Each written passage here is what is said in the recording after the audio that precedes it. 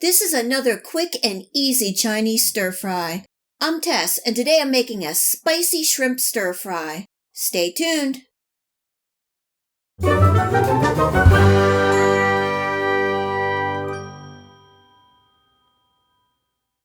I'm starting by making the sauce. I have some water and I'm adding in some ketchup, light soy sauce, Shaoxing wine vinegar, and you can use rice wine vinegar, a couple good doses of chili oil for some spicy, sugar to balance out the heat, and some cornstarch to thicken the sauce, giving that a good stir. Just a reminder that you'll be able to find this recipe, the list of ingredients, and much more in the Show More section below. I've also included links where you can purchase online some of the ingredients and equipment that I use in this video recipe. If you have a chance, please check it out. For the shrimp, I have about a pound of clean shrimp, and I'm adding in some salt, Shaoxing wine, and again you can use rice wine vinegar, and some cornstarch, giving that a good toss. I'm ready to cook, and just remember to have everything prepped and ready before you get started, because this stir-fry will be ready to eat in about 10 minutes.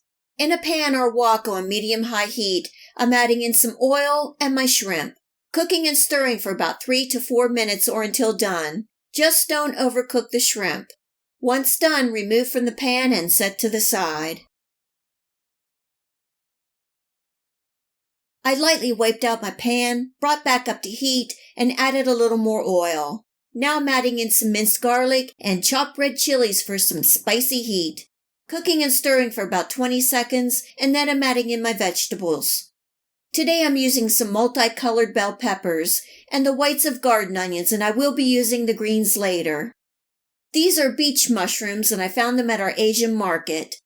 Adding in some snow peas and giving that a good toss. Cooking and stirring for about 3 to 4 minutes.